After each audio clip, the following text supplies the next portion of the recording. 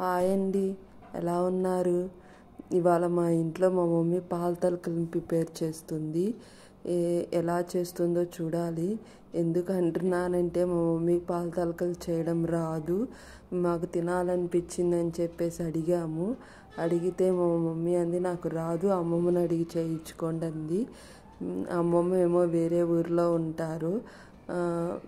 మమ్మీకి చెప్పాము నువ్వే అడిగి ఫోన్ చేసి కనుక్కొని చేయమని చెప్పాము. ఆమె ఫోన్ చేసి కనుక్కొని మా కోసం కష్టపడి చేస్తుంది. దాంట్లోకి ఏమేమి తీసుకుందంటే 2 గ్లాసులు పాలు తీసుకుంది. 2 గ్లాసుల పాలకి 2 గ్లాసులు వాటర్ యాడ్ చేసింది. తర్వాత 1 గ్లాస్ ఆఫ్ బియ్యపు పిండిని ఆల్రెడీ మా ఇంట్లో బియ్యపు పిండి ఉంది, అందుకని చెప్పేసి అదే తీసుకుంది. చాలామంది ఏంటంటే మార్నింగ్ బియ్యం నానబెట్టుకొని మరబట్టించుకుంటారు. బట్ మా ఇంట్లో ఉంది కాబట్టి ఆల్రెడీ మేము అదే యూజ్ చేస్తున్నాము. ఈ బియ్యపు పిండిలో కొంచెం స్వీట్ అంటే ఆ పాల తలకలు మనం తినేటప్పుడు స్వీట్ తగలడం కోసం కొంచెం బెల్లం అనేది యాడ్ చేసింది. బెల్లం యాడ్ చేసిన తర్వాత దాంట్లో కొంచెం సాల్ట్ అనేది యాడ్ చేసింది. తర్వాత సగ్గుబియ్యంని ఉడకబెట్టాలండి. మా మమ్మీ ఇక్కడ ఒక మిస్టేక్ చేసింది. సగ్గుబియ్యం పొయ్యి మీద పెట్టి ఫోన్ మాట్లాడుకుంటూ మర్చిపోయింది. అవి అడిగంటిపోయాయి. మళ్ళీ సగ్గుబియ్యం ఉడకబెట్టిన తర్వాత దాంట్లో కొంచెం వాటర్ అనేవి ఉంటాయి కదా, ఆ వాటర్ వేసి పిండిని కలపాలండి. ఎందుకంటే ఆ వాటర్లో ఉన్న జిగుటుతనం వల్ల ఈ పాల తలకలు అనేవి విరిగిపోకుండా ఉంటాయి. అందుకని చాలామంది సగ్గుబియ్యం వాటర్తో కలుపుకుంటారు. మేమేంటంటే కొంచెం వాటర్ వేసి కలిపాము. తరువాత నెయ్యి వేసుకోవాలి. నెయ్యి వేసుకున్న తర్వాత అచ్చంగా సగ్గుబియ్యం వాటర్తోనే కలపలేము కాబట్టి మా మమ్మీ ఏం చేశారంటే పాలు కాగుతున్నాయి కదా, ఆ పాలను కూడా వేసి కలుపుతున్నారు. ఇలా బాగా గట్టిగా కలుపుకోవాలండి.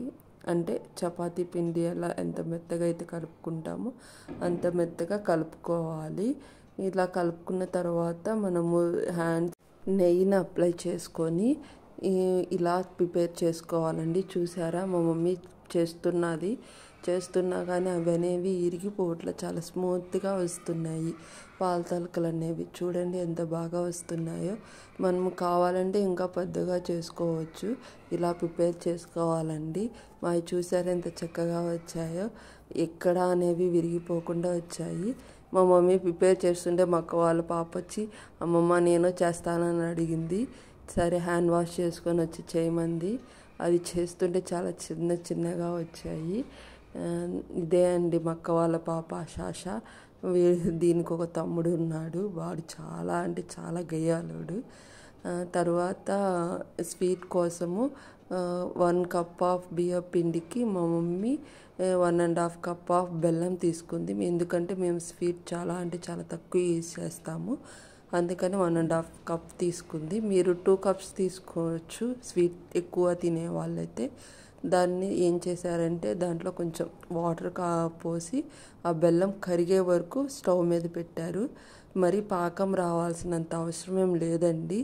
ఆ బెల్లం అనేది కరిగిపోతే చాలు. చాలామంది ఇలా కరగబెట్టుకోకుండా డైరెక్ట్గా పాల తలకల్లో వేసేస్తారు. అప్పుడు ఏంటంటే బెల్లం అనేది కొంచెం మట్టి అలాంటివి ఏమైనా ఉన్నా మనకి తగులుతుంటాయి. అది ఇలా కరగబెట్టేసుకొని వడపోసేసుకున్నారనుకోండి, మనకి దాంట్లో ఉన్న డస్ట్ పార్టికల్స్ అన్నీ వడలోనే ఉండిపోతాయి. తర్వాత పాలల్లో సగ్గుబియ్యం వేసుకోవాలండి. ముందుగానే కొంచెం ఉడకబెట్టుకున్న సగ్గుబియ్యం ఉంది కదా, అది వేసేసుకోవాలి. సగ్గుబియ్యం అనేది ఉడకంగానే పాల తలకలను కూడా వేసేసుకోవాలండి. పాల తలకలు వేసిన తర్వాత ఎక్కువసేపు తిప్పకూడదండి. తిప్పితే ఏమవుతాయంటే అవి విరిగిపోతాయి. తర్వాత కొంచెం నెయ్యి వేసుకున్న తర్వాత ముందుగా పాల తలకలు తయారు చేయడానికి మనము పిండిని పెట్టుకున్నాం కదా, ఆ పిండి అనేది ఇలా పాలు పోసి బాగా కలుపుకోవాలండి.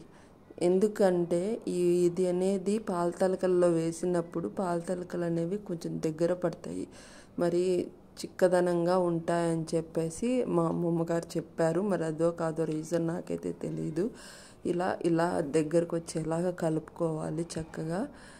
ఇలా కలిపేసుకున్న దాన్ని మనం ఏం చేయాలంటే పాల తలకల్లో వేసేసుకోవాలి. ఆ పాల తలకలు అనేవి ఉడికాయా లేవా అనేవి మనకి ఎలా తెలుస్తాయంటే అవి పైకి తేలుతూ ఉంటాయి. చాలామందికి తెలియదు కదా, మా అమ్మ ఫస్ట్ టైం చేయడం వల్ల ఇలా స్పూన్తో కట్ చేసి చూసింది ఉడికాయా లేదా అని. అలా తెలుసుకోవచ్చండి. తర్వాత మనం పిండిని కలిపి ఉంచాం కదా, విడిగా తీసుకున్న పిండిని పాలతో కలిపి ఉంచాం కదా, దాన్ని కూడా పాల తలకల్లో వేసేసింది. ఇంకా తర్వాత చాలాసేపు ఉడకాలి, 15 or 20 minutes ఉడకాలి పాల తలకలు అనేవి. ఈ కంటెస్టెన్స్ అనేది దగ్గరికి వచ్చేదాకా ఉడకనివ్వాలి. ఒకసారి స్పూన్తో తిప్పుదాము ఎలా వచ్చింది అనేవి.